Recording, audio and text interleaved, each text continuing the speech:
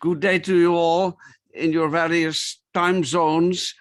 And as most of you know, of course, because of teaching international relations, international law at Princeton for many years, Richard Falk, the foreign ministers of several countries are former students of Richard Falk.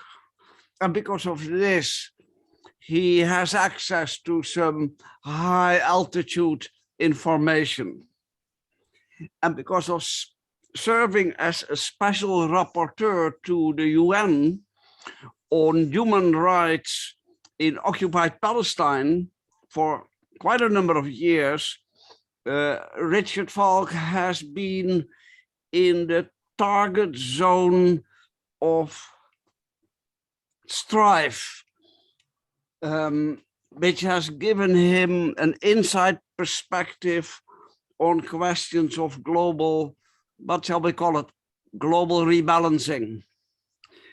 Now also, because Richard Falk and Hilal Alver have been returning after 2 years of COVID in Turkey, our task is also to offer Richard and Hilal a warm welcome back to UCSB Global Studies, to Santa Barbara, Riviera, welcome back. And in addition, by the way, let me add, of course, Richard Falk is a major scholar with so many ongoing publications. They are simply too many to list. Believe me, there are a lot and they're very important. Please let us give a warm welcome to Richard Falk. Thank you, Jan. I'm very happy to join this colloquium today, and I send my greetings to all those who are in the audience. It's a very timely moment in international history, maybe a turning point. We can't tell at this point. When we agreed on my theme of geopolitical realignment, we were in a pre-Ukraine world. In the interim, developments in Ukraine, including the imprudent US-led provocations, Russian aggression against a sovereign state, producing a massive humanitarian crisis in a country of over 40 million,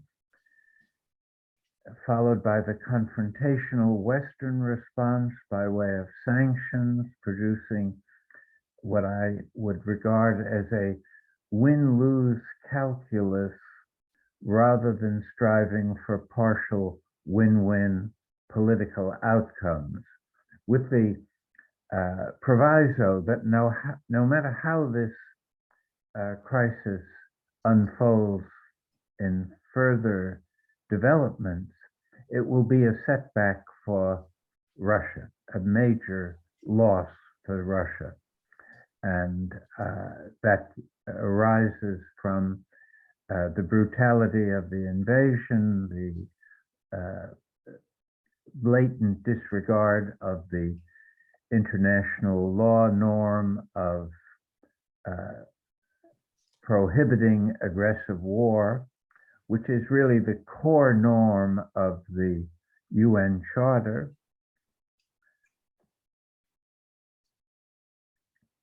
I would hope that despite this situation, that geopolitical prudence takes over in the form of restoring Ukrainian sovereignty by way of a ceasefire and Russian withdrawal, combined with a commitment by the Ukraine and the West not to push NATO further east or have weapons and soldiers from the West on Ukrainian soil. In other words, it's important, while condemning the Russian behavior, to recognize how the conflict unfolded from a perspective that grasps the Russian perceptions. I think unless we see these conflicts from the perspective of the other, we never can adequately understand them. So my overview perspective is to search for formulas that provide at least a partial win-win diplomacy and its failure so far to emerge suggests an impoverishment of political and moral imagination at a time in world history where the resources and energies of the world need to be dedicated to global problem solving as never before. Let me go from that kind of introductory remark to discussing the interaction between geopolitics and international law, both in relation to a conflict of this sort, but more generally. And geopolitics, I feel, needs to be explained because it's often used vaguely and abstractly.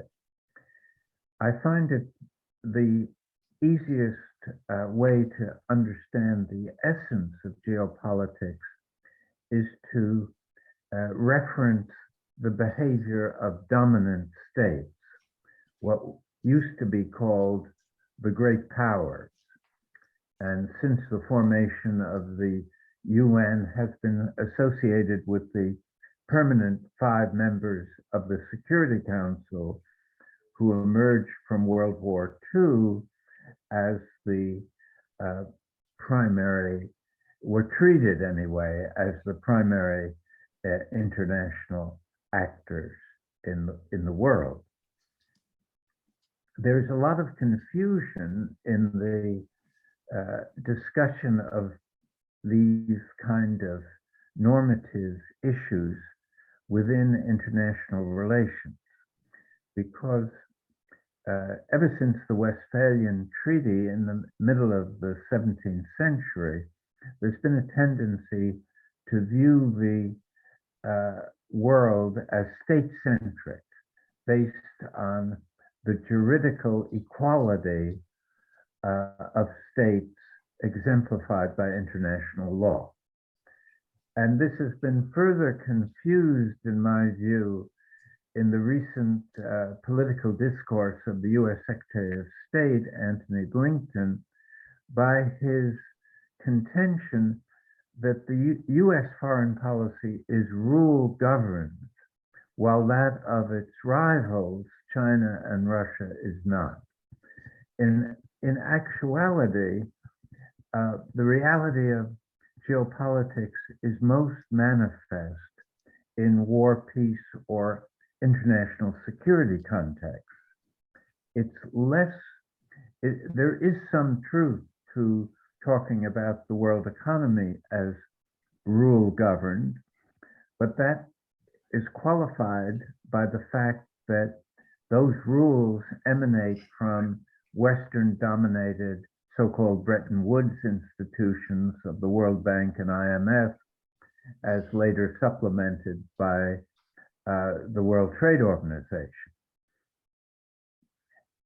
And we have to look back at the way in which geopolitics operated during the Cold War period, which meant really a confrontation between two superpowers from a militarist perspective. But what was special about that interaction was the role played or attempted to be played by the United Nations, because the UN was set up under the inspiration of Franklin Roosevelt, the American president, in a manner that was supposed to take account of the institutional failures of the League of Nations, which was established after World War I to keep the peace.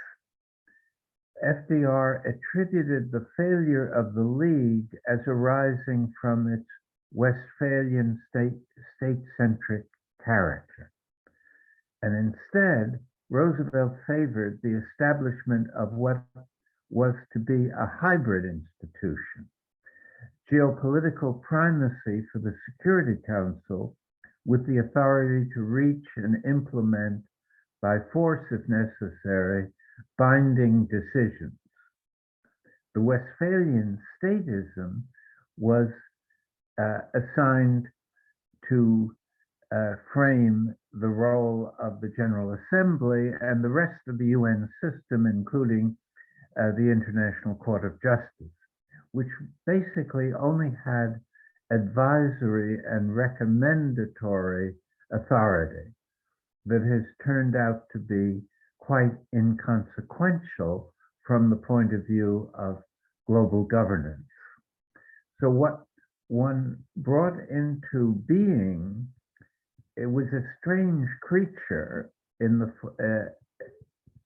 form of the UN, because it had the peculiar quality of giving these 5 permanent members a right of veto, which in effect said they only needed to obey the charter when it didn't conflict with their strategic interests. That is, geopolitics was given primacy over international law. And we have to understand that that's been the operational basis for the behavior of the US throughout post-1945 history, and particularly after the involvement in Vietnam. And it's been accentuated since the end of the Cold War, where the US had the idea that it was now living in a unipolar world, and its legitimate security interests were not confined, as they historically had been, to the Western Hemisphere, but they now embraced the entire world and denied spheres of influence to their geopolitical rivals. And what I'm suggesting is that the wider conflict that we're witnessing today, as concentrated in Ukraine, is really part of the collision between the kind of balance of power world that prevailed in the Cold War period and the unipolar world that US attempted, not very successfully, to impose since the early 1990s. And that really calls attention to the relevance of geopolitical structure as well as these geopolitical norms. And what I would stress is that international law is formed by agreement among sovereign states. The norms come into being in form of treaties or customary law, but it's based on the premise that the participants in the creation of international law are sovereign states. Geopolitics, in contrast, comes into being by way of precedent and customary, not customary so much as behavior that is rendered as effective, and whether or not it collides with international law. In other words, the norms of geopolitics are based on experience, not agreement, and they come out of precedent. So from a strictly geopolitical point of view, the Russian argument is not so unusual or norm shattering. It's only norm shattering from an international law point of view, and that perspective becomes a matter of moral hypocrisy to the extent that it is relied upon by the United States, which has had such an instrumental role in creating a precedent whereby geopolitical actors pursue their strategic interests by intervention, regime change, covert operations, and the like, all dramatically, flagrantly violating international law. So looking at it from this perspective, what we've been witnessing is the extension of a Monroe Doctrine type foreign policy to the entire planet. And unlike the original Monroe Doctrine that was very successfully implemented, this global version of the Monroe Doctrine has not succeeded. For one thing, the post-colonial potency of nationalist resistance has neutralized the impact of military superiority. And in war after war, the militarily superior intervening side has accepted political defeat. The first US experience of a dramatic sort in this direction was in Vietnam. The colonial powers, especially UK and France, experienced these kind of defeats earlier in the anti-colonial wars, where they had military superiority yet lost the crucial wars, and came to the realization that their military capabilities were no longer effective in sustaining their empire, and therefore retreated, which was the sensible thing to do.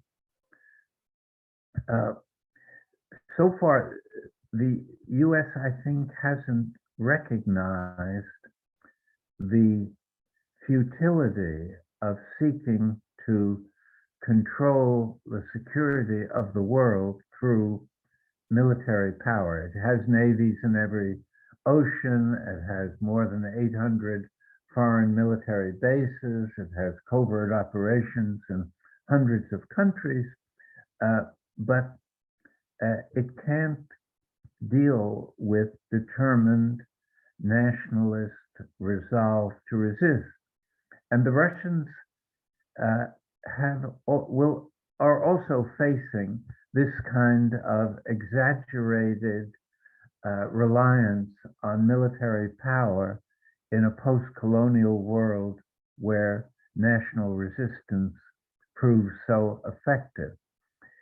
They should have learned the lesson from their failed intervention in 1979 in Afghanistan, which did a great deal to bring the Soviet Union to an end, and was a disaster from the point of view of Soviet geopolitics. With the issues of realignment at, in a sense, assuming a centrality in our thinking, we find that this Ukraine crisis has put China in an awkward position. Prior to the crisis, it looked as if China and Russia would align against the US and Europe and some Asian alliances. That now seems somewhat questionable from a Chinese point of view, where the near term, at any rate, seems to suggest a Chinese withdrawal from an active ambition to assert itself geopolitically. It has been placed, it has sort of straddled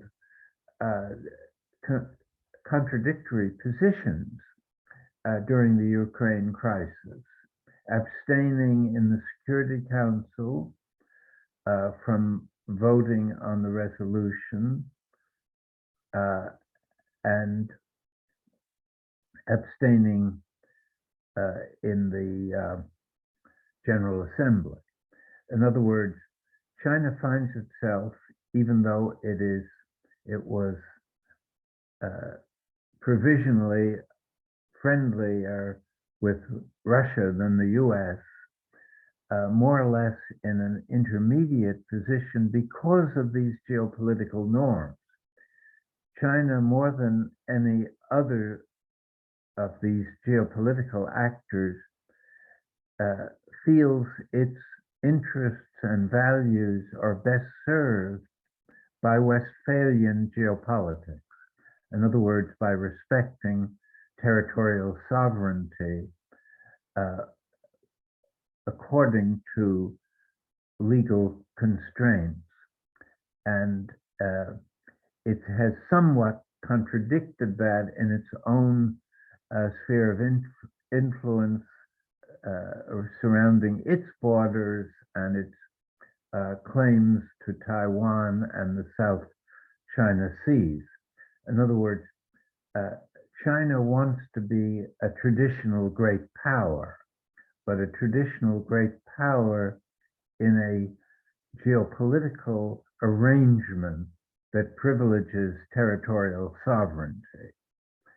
And that's somewhat different than Russia and the United States, which ever since, and including the Cold War, have tried to define their strategy and ambitions by their military capabilities, either their defensive capabilities or their offensive capabilities, and during the Cold War particularly, by seeking to protect their security through various kinds of balancing arrangements. And so what seems clear to me in the aftermath of the Cold War is the uncertainty that now exists with respect to geopolitics, and it's an uncertainty that endangers not only a second Cold War, but the dangers of an actual war conceivably fought with nuclear weapons. And that uncertainty arises because there's no consensus among the geopolitical actors about the prevailing geopolitical norms. The US continues, I think, to have the belief that its interests are not confined to the Western Hemisphere, and we should not blame only the present political leadership in Washington for this position. Obama contributed a great deal by the so-called pivot to Asia in 2011, which coincided with the so-called end of the war on terror.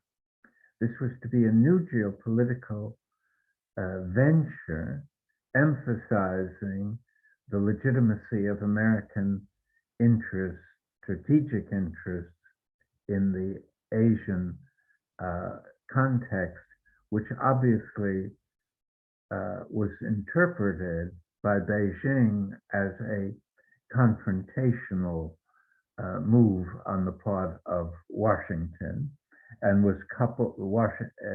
And the U.S. initiative was coupled by the formation of containment alliances with Australia and India, and the kind of surrounding of the adversary that was characteristic of what NATO was seeking with respect to Russia.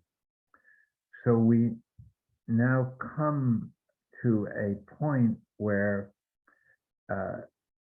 what the future of geopolitics will be is either one that will continue with this struggle between unipolar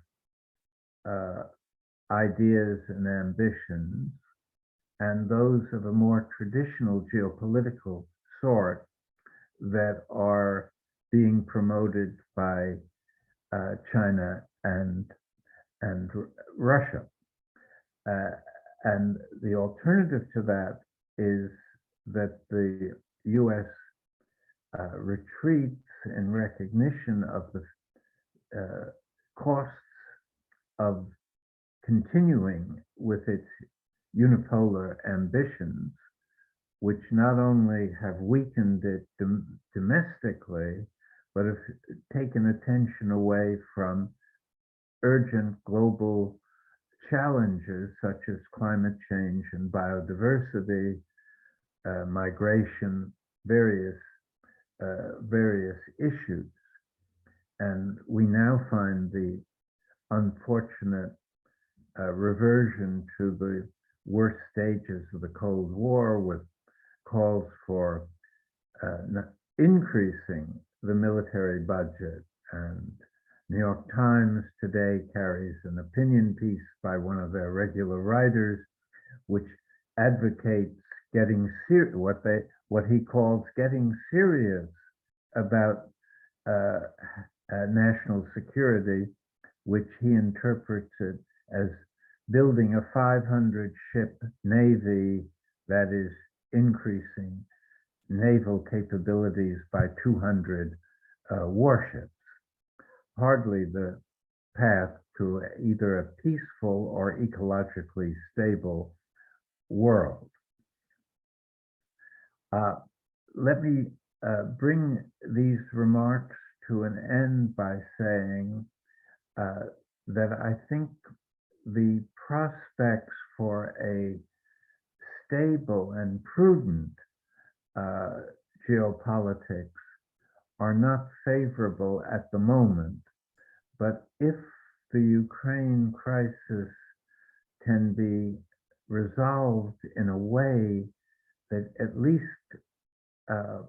satisfies this partial win-win imagery and doesn't create a continuing kind of bitterness and conflict, there could emerge a more prudent geopolitics that concentrated on balance and on the primacy of the ecological challenges at this phase, which is something that was absent during the earlier Cold War.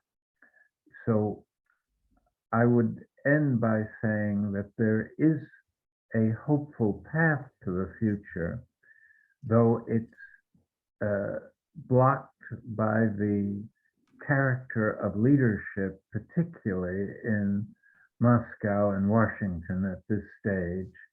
And one hopes that China will see the opportunity and the responsibility to play a responsible soft power role in seeking a better future for humanity. Thank you very much for your patience.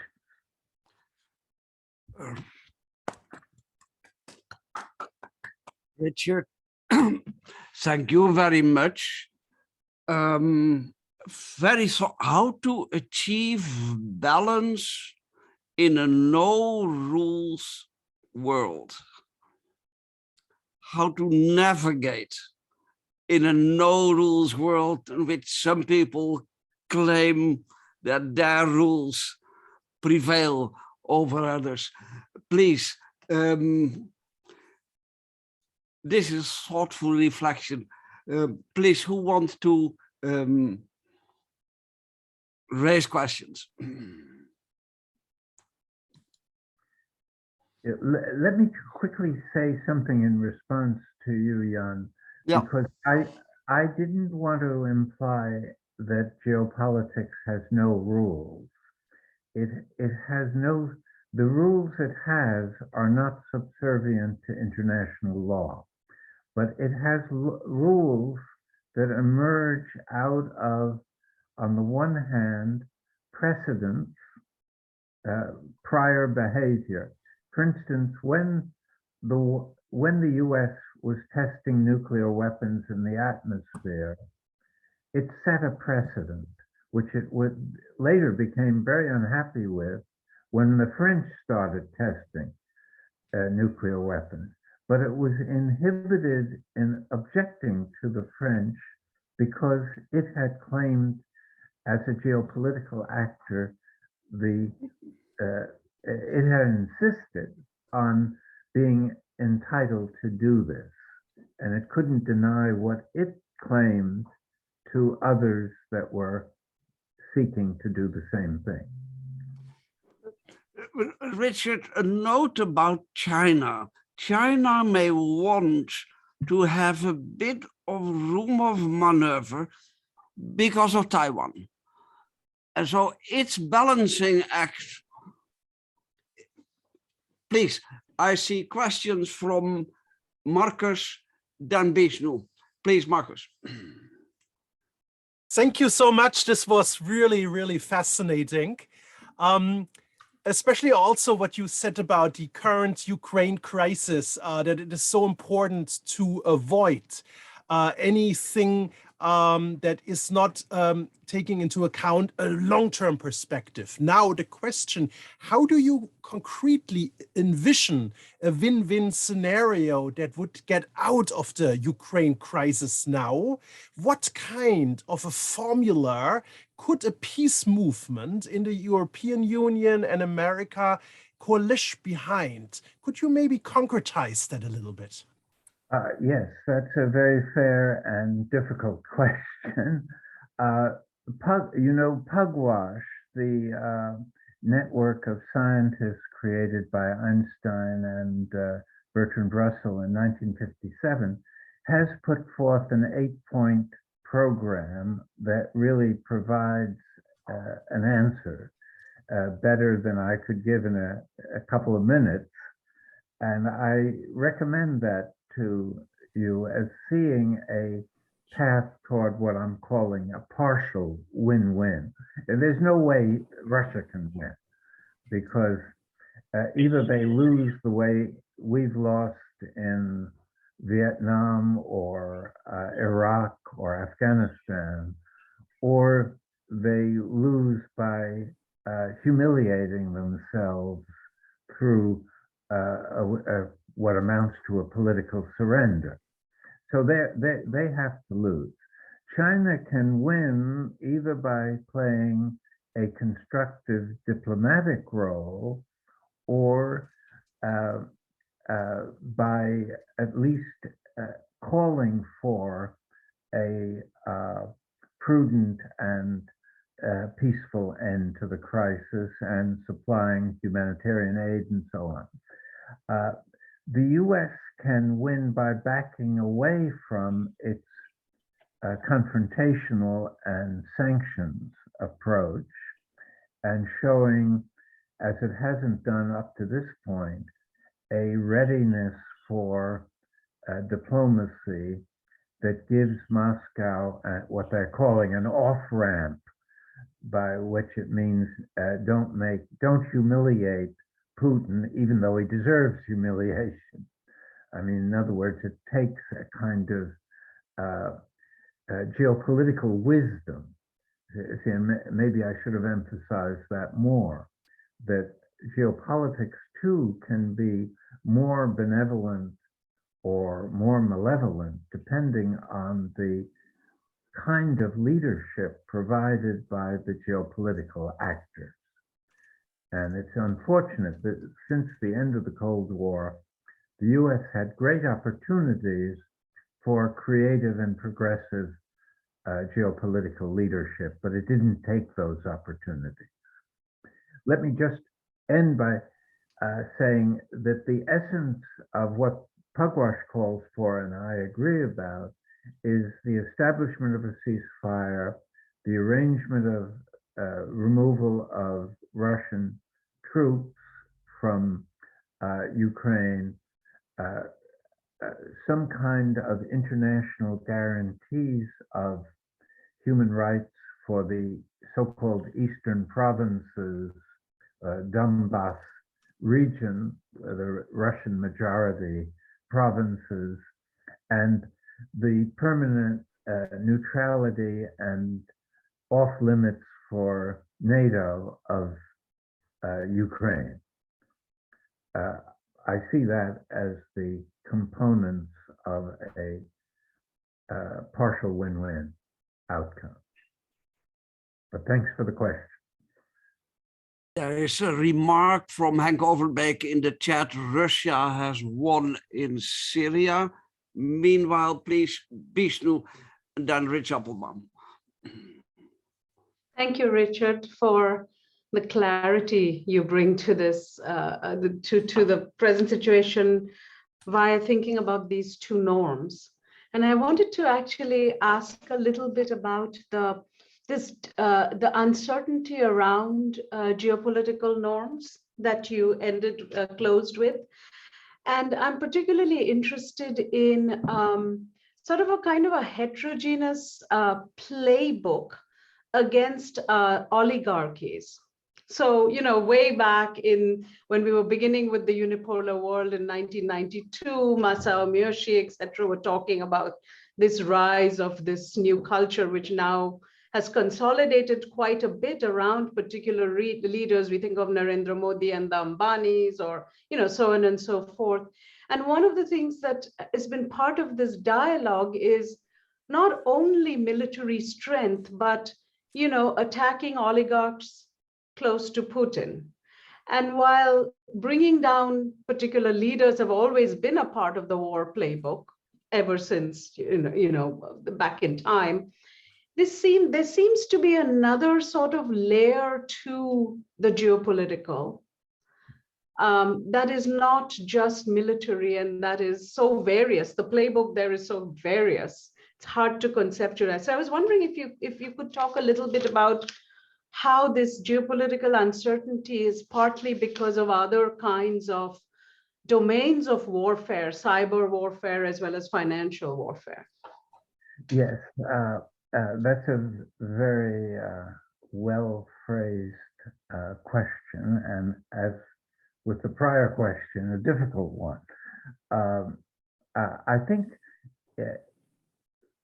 part of the this emphasis on is generated by the puzzle of how does one inflict maximum pain on Russia and Russian interests without unduly raising the risk of war, of a wider war. So it's the search for targets of opportunity with respect to coercive diplomacy, and at the same time being prudent about escalating the conflict in manner that would be mutually catastrophic. And I think that that balancing act is something really new in geopolitics. And the other thing that's new that I perhaps didn't explain very clearly is that unlike the Cold War, there are other urgent issues that require global action. And climate change is the most obvious of these, but it has a whole series of secondary effects that also need global attention. And so long as a situation of high intensity geopolitical confrontation persists, these other global issues get put on the back burner. They don't get the attention they deserve, and that will be very costly for future generations, maybe not even future generations sooner than that. And so that's my general response, and that explains the originality, in a sense, of this response to Ukraine. Another part of this puzzle is the existence of nuclear weapons, and even and that was characteristic also of the Cold War. How do you operate in a world that defends geopolitical security priorities without raising the danger of nuclear war to intolerable levels? And the Cuban Missile Crisis is always pointed to as the instance where the whole thing almost catastrophically collapsed, and it was only because the Soviet submarine commander disobeyed an order and Kennedy and Khrushchev were eager not to do what their military advisors wanted them to do, which was escalate the confrontation. But they saw were sensitive to the dangers and chose the path of de-escalation. But whether we have that kind of leadership in the relevant capitals is questionable at the moment. Please, Rich Applebaum. Thank you, Jan. Richard, I'm driving, so hopefully you can hear this stuff. I just wanted to mention that years ago, I was called by Roman Haruska, a right-wing congressman from Nebraska. He called me a pugwash pinkum, so I identify with your pugwash identification. So my question is this: in terms of off-ramps, you mentioned, Russia's understandable concern with NATO encroachment to the east. As you know, Fiona Hill and others have said that that is really not central, that Putin has made it clear that he wants to expand Russia, that he regards Ukraine as a part of historic Russia, and so on. So I wonder if the hypothesis could be tested, maybe, if Ukraine were to publicly announce, backed by the United States or NATO or whatever, that it will renounce forever its NATO aspirations. And, you know, I heard at least through the media that was one of the things, you know, that was being discussed in Ukraine in negotiations currently with Russia. I wonder if you think that could be a face-saving device that would enable Putin to pull back before Ukraine becomes his Afghanistan. Yes, Rich, I think that Zelensky has been reported also as saying he's not so keen on NATO anymore, and that he's prepared to negotiate the security future of Ukraine. And he's also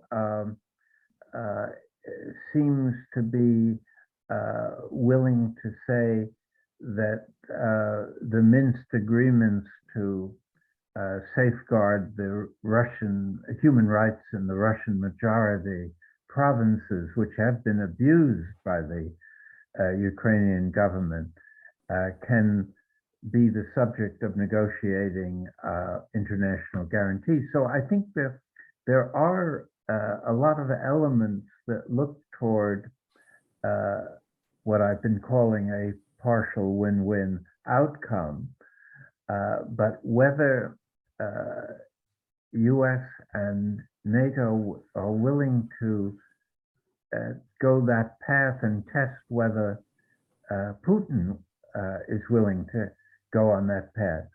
We should remember that during the Cold War, the West respected the Soviet sphere of influence. It didn't like it, but it respected it even when Soviet Union intervened in Hungary in '56 and East Germany in '58, I think it was, and Poland later on.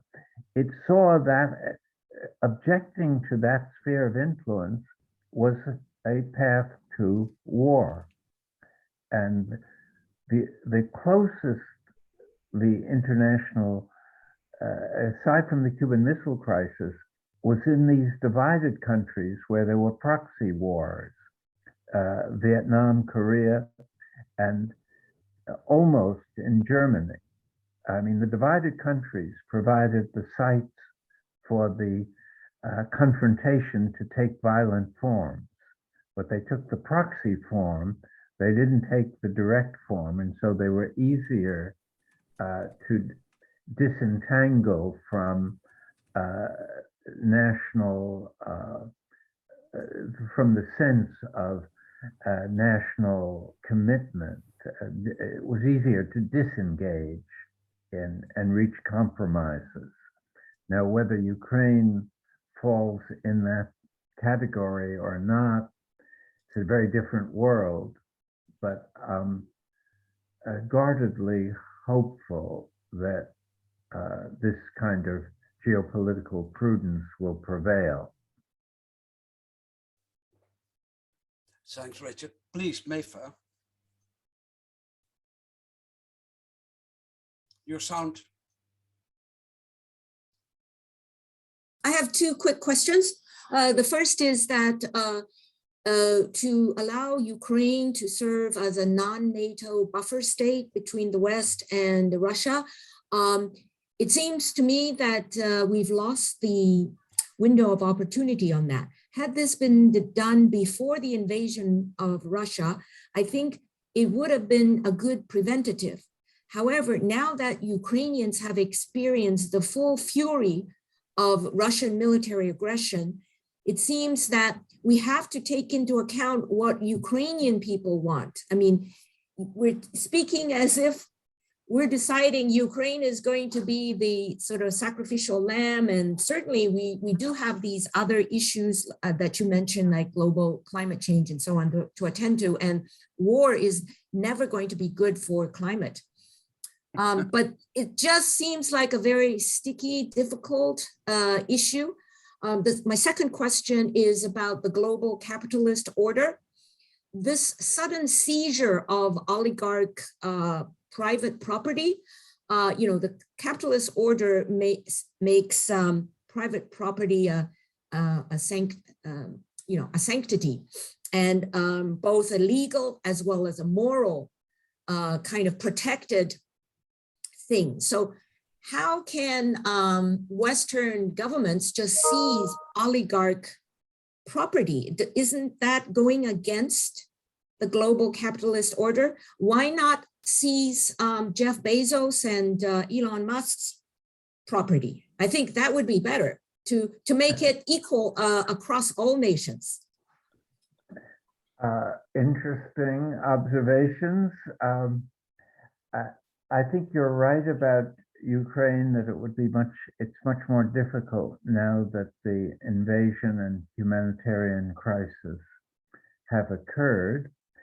We should keep in mind that Ukraine was divided internally before. The problems of Eastern Ukraine and Western Ukraine, and the reliance on elements that were clearly right-wing, if not fascist, within the Ukrainian political process, with American support going back to the 2014 elections, makes the Ukrainian situation, I think, more fluid than it might otherwise be. And Zelensky, I'm not sure how knowledgeable a leader he is. He's been very effective in this, in projecting a posture of national resistance. But whether he has an idea about restorative politics that will be beneficial to Ukraine is not at all apparent at this point. And but I think that that Ukraine would not like to see itself as a buffer, because that sounds like an invitation for a competitive site of struggle between these geopolitical forces. But I think it could see itself in this way of being a neutral so far as the geopolitical landscape is concerned, and that could lead it to peace, prosperity, and a great deal of humanitarian reconstruction assistance. It's not a perfect world, but I think it's the best we can hope for. Your very interesting question about going after the oligarchs as an attack on the status, the sort of sacrosanct status of private property and the capitalist value structure. I think the only way of reconciling that with this high valuation of private property to be able to establish some kind of close political connections between the oligarchs and the Russian state. Absent that, it does look like a departure. And one of the things it departs from is, and I didn't have a chance to mention that, is that the geopolitics of the economic order has been largely kept separate from the geopolitics of peace and security. And the geopolitics of the economic order has been dominated by these capitalist values and institutionalized in the Bretton Woods, World Bank and IMF, and later the WTO. And this is somewhat incompatible with that way of looking at the world. So it's a very interesting question that you have posed for us. Where do geopolitics, geoeconomics intersect? Also in the criminal sphere, interesting question. Please, Kim Sipes. Okay, thank you, John. I want to broaden this out in a couple of ways. First of all, I'd like to mention the hypocrisy of particularly the Western media, especially the US media. The New York Times has just been a lapdog of projecting US values and stuff, no objectivity type of thing. And I think that that's going to cause a lot of problems coming up, because as we see a couple of days ago in the Bay Area, that activists were linking the Ukraine with Yemen. So we get the media supporting Ukraine in ways that they never have in Yemen and many other countries, as we know. And I think that's going to open up some really interesting questions, particularly I think around Israel and Palestine, et cetera. So that's one thing that I would like you to think, share your ideas on that. And the other thing, you just led me into my second part, and that's the link of the geoeconomics with the geopolitics. One of the things that's not being recognized today is the United States has over $30 trillion in debt. So it's over 100% GNP. And that this has been built up in a very short period of time. I mean, when Jimmy Carter left office in 1980, the US was less than 1 trillion in debt. Today, we're over 29 trillion. And that's really escalated under the Bush and Trump and Obama years. And of course now with Biden. And this is well known by the bankers and stuff, but how far are they going to let the US go? And I mean, the US Congress is saying we're going to spend more and more money on the military because $770 billion a year is not enough. And at the same time, you have the head of the Federal Reserve saying he's going to raise interest rates, which has allowed the US to take on so much, has helped allow so much debt. And that's liable to really affect the US economy, which is not as stable, in my opinion, as many assume. So if you could maybe bring in media and further economics in here, I think that would be most useful. Thank you for a very good talk. Thank you. Thank you for that question, which again is searching and difficult. I would say on the corporate media, I completely agree with what you've been saying. And I would only add that Ukraine is not different from what they did in the Iraq War. They really were a warmongering source of influence leading up to the invasion, which proceeded without UN authorization, even though it was attempted to be obtained. I mean, the New York Times, because it has this kind of liberal image and is disliked by the right wing, carries a great deal of influence when it takes these bellicose positions. And it's a very unfortunate aspect of the democratic political scene, in my view. I collaborated on writing 2 books on how the New York Times distorts the news. So I'm very sympathetic with that line of questioning. As far as the, and I'm very glad you brought our attention to this instability of the US economy, that at the very time it tries to be in a geopolitically pursues this polar vision of it presiding over the whole planet so far as global security is concerned. In other words, the planet is its sphere of influence. Mm-hmm.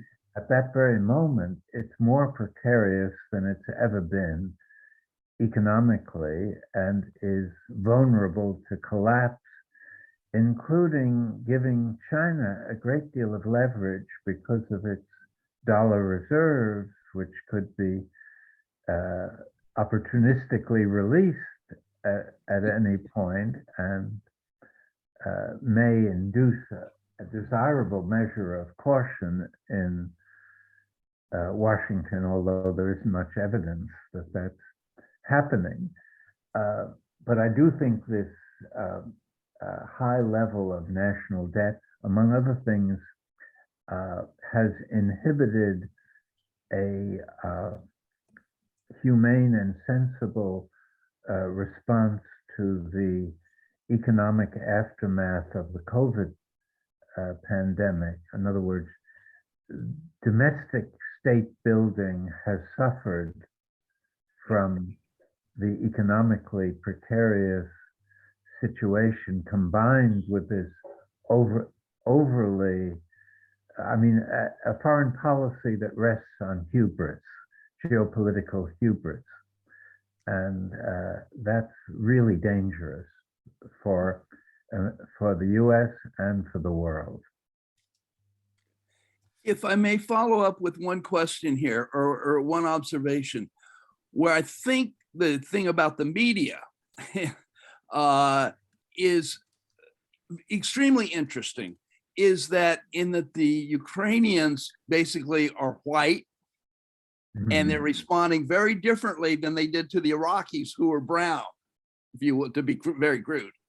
But you understand what I'm saying as far as the racism is just so blatant in whole new ways. I think it's going to be very interesting. That's all I'll say. Yes, thank you. The whole reception of refugees in Europe contrasts with the Syrian, for instance, outflow of refugees, which they were met by barbed wire, not by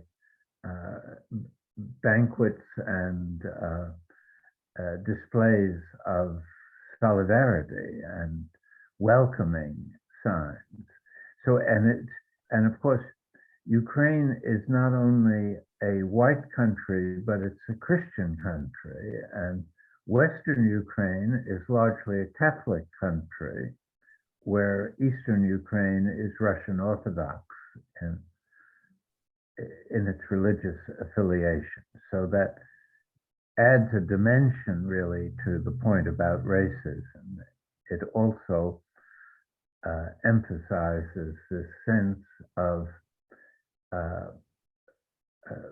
European identification, or maybe North American identification, and denies, it points to the absence of species identification or human identification. In other words, the Syrians aren't as valuable as the Ukrainians when they are equally victims of catastrophic internal conditions. Please, thanks. Jerry Cohen, I saw your hand up a little bit ago, but maybe you don't want to ask a question? You're muted. Yeah. Sorry, if I may, I would like to ask a question. Sure. I'd like to begin by thanking Richard for the talk, which of course is, as we would expect, very astute and very provocative.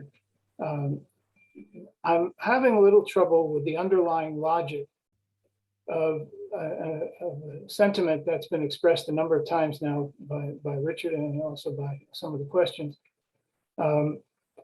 relating to the role of Ukraine as a potential buffer state. The same sentiment came up as well several times in reference to the movement in the 1990s to expand NATO to countries on the periphery of Russia. In all of these cases, we're talking about countries that were not coerced into joining NATO or considering or applying for membership of NATO, to advocate that, contrary to what is undoubtedly public opinion in Ukraine, to advocate that they volunteer to be a buffer state sounds to me like a logic that accepts a great power model of the world in which the great powers can dictate who their friends are.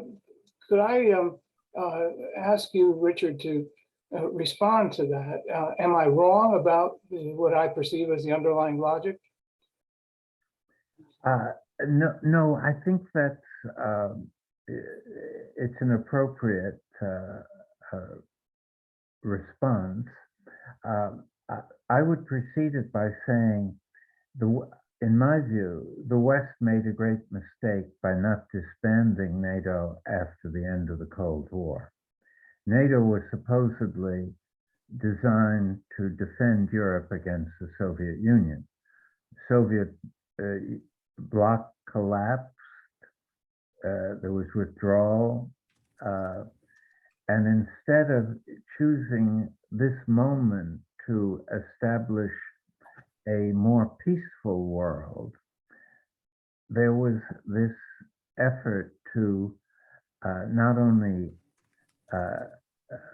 allow the liberated Eastern European countries to become part of the European Union, but to couple that with the expansion of NATO, which, if you remember, in the agreement with Gorbachev that was made in 1991, I believe, at the end of the Cold War, the West promised not to, I think it promised only not to expand NATO, but it was in exchange for the Soviets not objecting to the reunification of Germany. And it was a kind of win-win diplomacy at that point that responsible leadership was able to actualize. And the West definitely departed from that kind of understanding, recognition that Russia had frequently in its history been attacked from Europe, and had reason to be apprehensive about a Europe that was part of a military alliance that had been established supposedly to deal with the predecessor political entity known as the Soviet Union.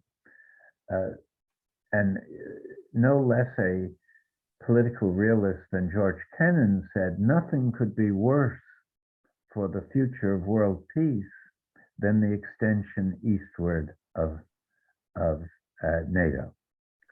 And that was also said by the respected ambassador to Moscow, Matlock. So there was a recognition that this would be very provocative, and those cautionary admonitions were ignored. And I think it was an unfortunate thing that happened.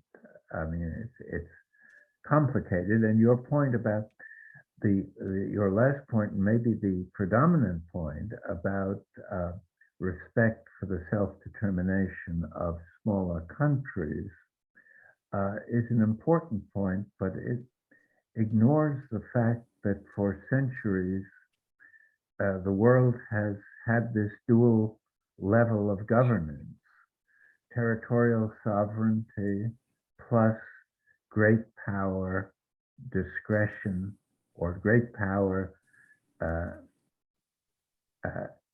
realization of their ambitions through expansionist and other security tactics. It's been a fact of life, and as I say, was The UN was designed to accommodate geopolitics. It wasn't designed to abolish them. And that's often forgotten.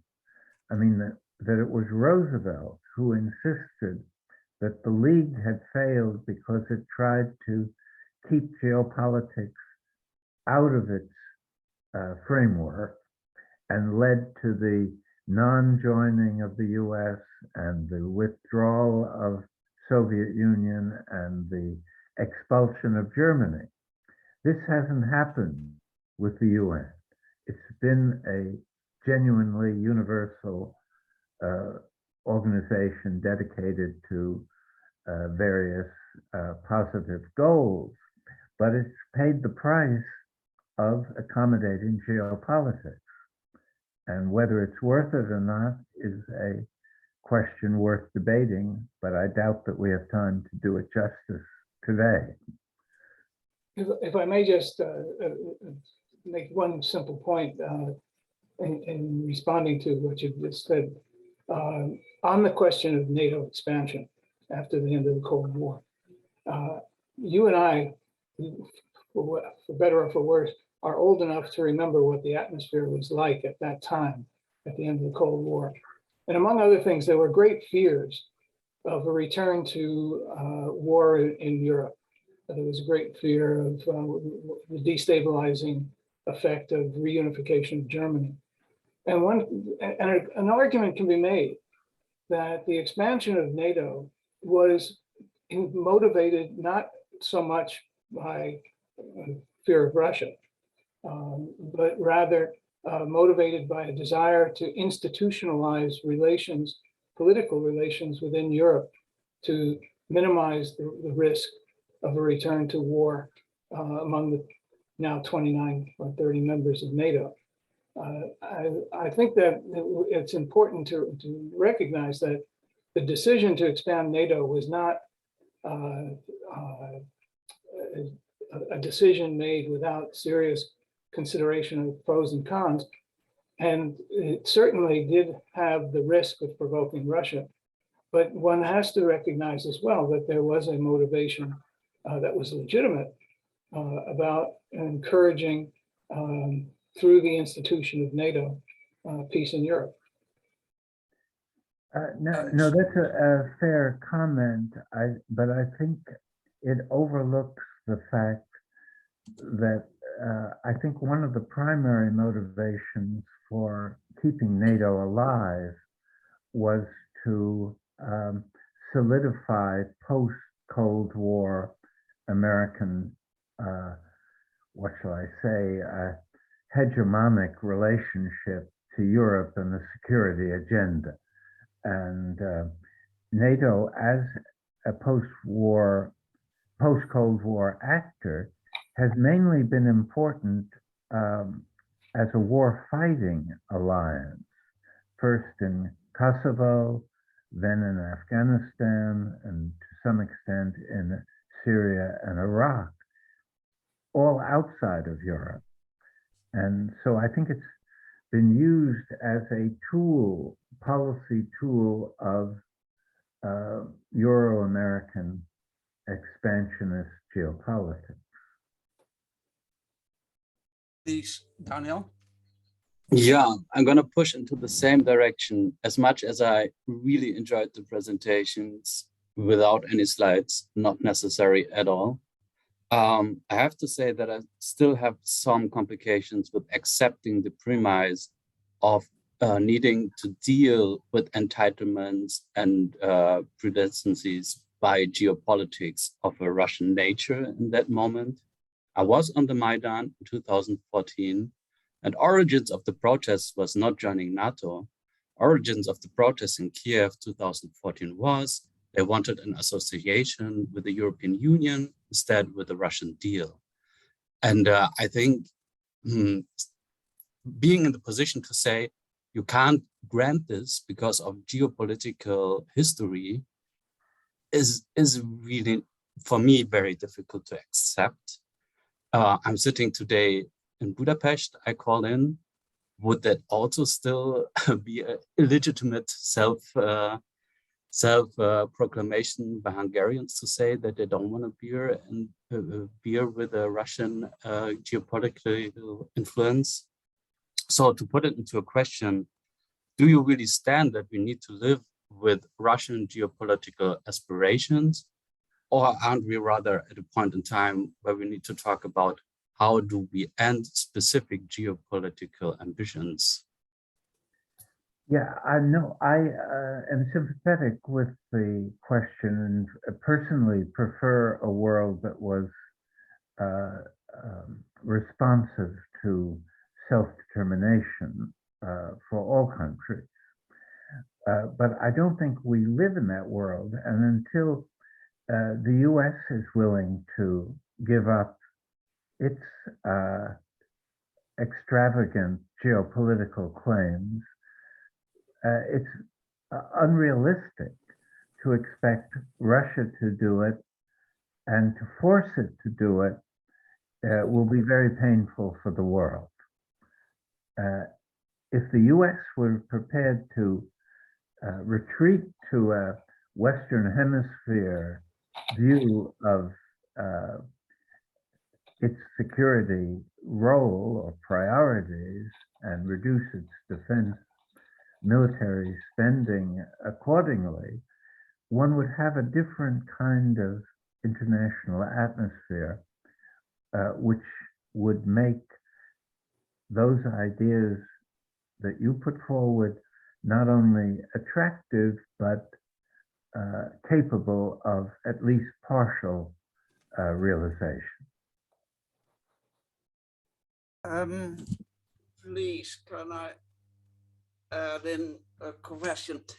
Richard, the core of your diagnosis is that we exist in a system of two kinds of rules, the rules of law and the rules of power. Rules by agreement, rules by precedent or experience. And part of the situation is a long history of power mischief, of which NATO is an expression, of which the record of the United States is an expression. And no wonder Russia argues we behave in this way because the United States does too. And Russian behavior very much matches what the United States has been doing in Iraq and in many other places, always expecting that the invading country will welcome them with flowers. Here the issue that Mayfair brought up, the issue of timing comes up. We have allowed this to carry on for so long that the two systems, the General Assembly and the UN Security Council,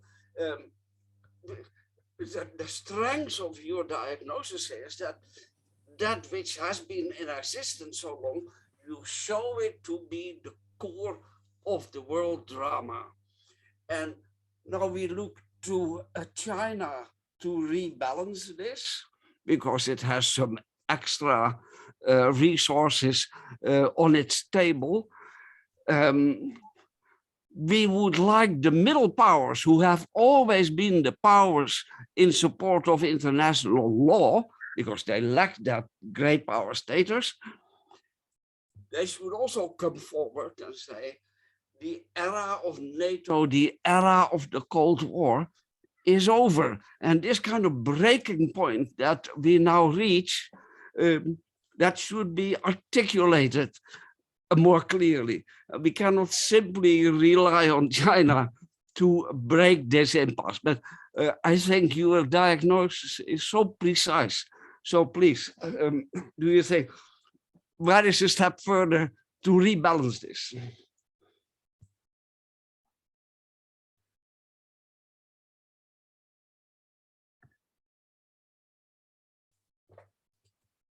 Did you want me to respond or? Yes, please.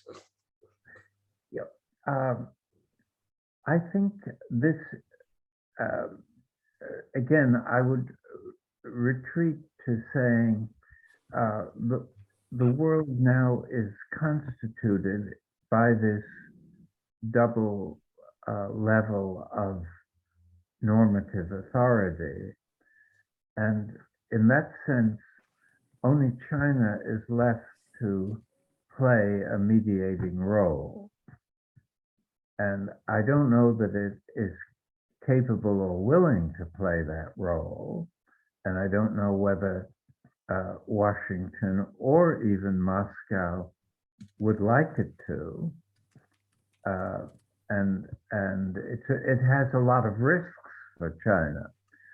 As far as the middle powers are concerned, it may give the appearance of being a sort of return to a Eurocentric world, because when we think of middle powers, we mainly think of Scandinavia or I don't know. There are very few eligible actors. New Zealand is hardly a middle power, and hardly a power, to its credit. So I don't know that the European Union. The European Union is a middle power. Well, it's also a middle power that is aligned with the U.S. and the West and capitalism and It's all true, but different kind of capitalism. See, China is something new on the geopolitical scene. It's a soft power actor, and it has not relied on conquest to achieve its expansion. It's done a lot of bad things within its own borders and on its borders, but its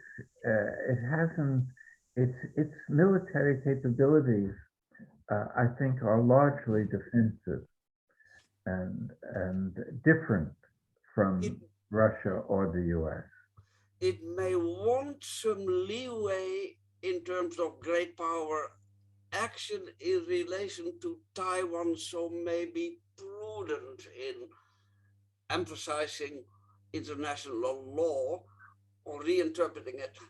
Please, Abdul Ghaffar. Abdul, yes. Am I audible? Yes. Okay, first of all, I have a few short comments on the talk. I totally agree with this logic that United States attempts to expand its hegemony or its Monroe Doctrine to the entire world is part of the problem. I'm from the region where the war of terror was fought and its consequences were felt. So I have a personal experience where how people felt about American aggressions or American disregard for the security, peace, and values of the people. The American drone strikes in Pakistan, especially the FATA region, is one of the cause, which is why Pakistani Prime Minister was one of the 2-3 heads of states who visited Russia during the war in Ukraine. So Americans' attempts to hegemonize the entire world is part of the problem. Second, you talked about position of China, that China is an awkward position, and it is feeling that it has no option whether to side with Russia or with the West. But there are also reports that the Chinese asked the Russians that they should postpone this invasion till the end of the Olympic Games in China. So it seems that there is an agreement between China and Moscow regarding American expansions. because China has its own problem of one China policy, and Americans engineering with one China policy regarding Taiwan. The recent news about Taiwan and US providing them weapons and all those activities is an example. Someone talked about Ukraine becoming Afghanistan for Putin. I would like to say that there is a difference between Afghanistan and Ukraine. The territory of Afghanistan is completely different from the territory of Ukraine. So we should also take into factor all the geographical and territorial aspects. The talk is about global realignments. I would like to ask that, is there any chances, or do you see that a global block system on the pattern of one we saw during the Cold War, the Warsaw and the NATO is in the making? Like so many countries have abstained from condemning the Russian invasion of Ukraine, and the countries which have issues with United States are now seen more closely to Moscow. So do you see any blocking in the making on the pattern of Warsaw and NATO? Thank you so much.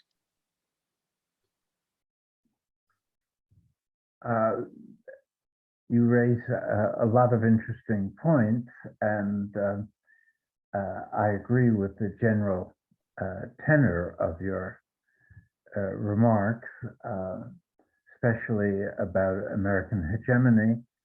But also, I think it's good that you call attention to the problems, the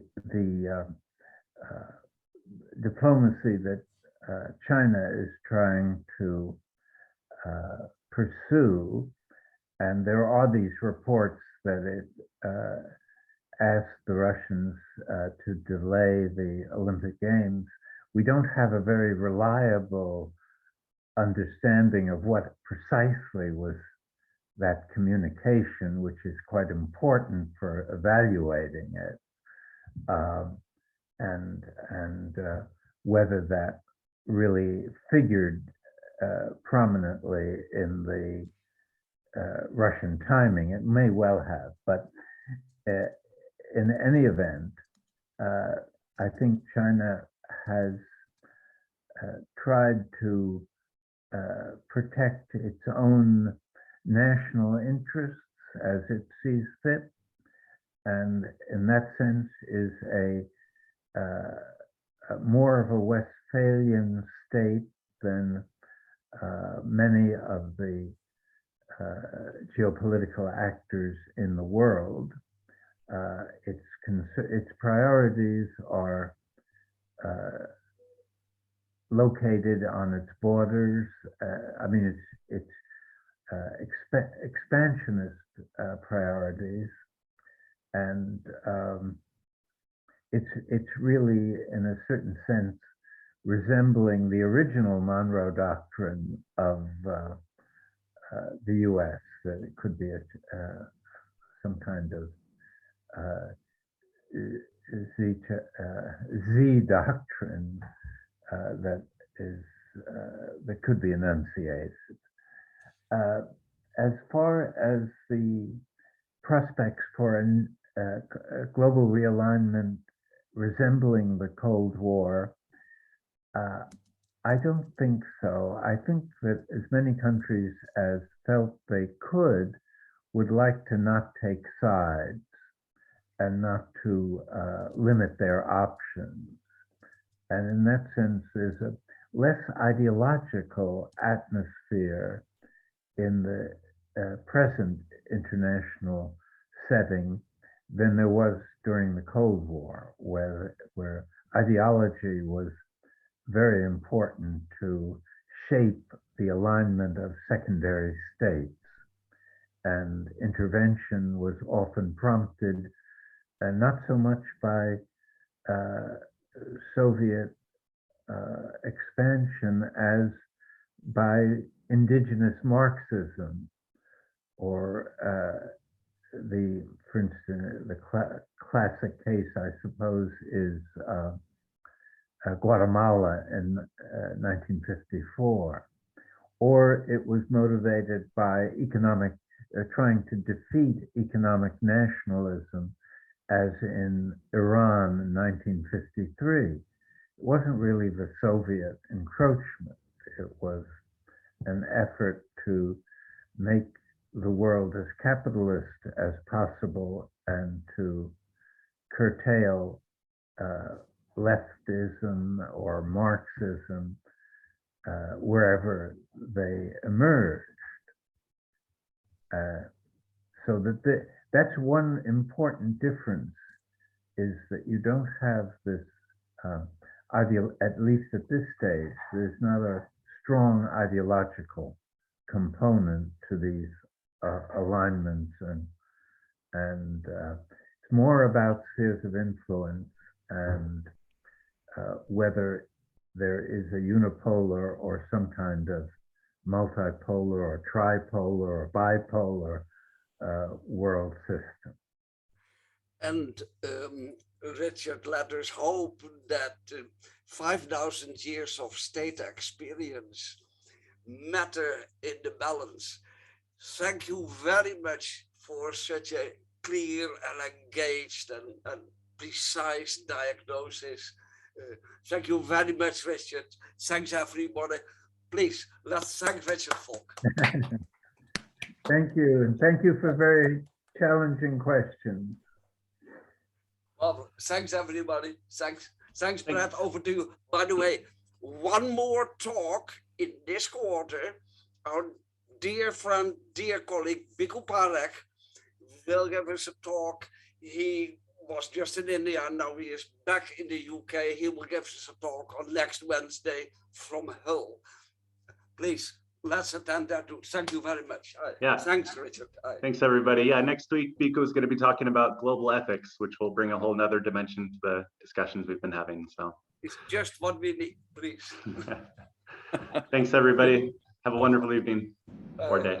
Bye, Bye, Jan. Bye, Brad. Bye, Richard. Bye. everyone.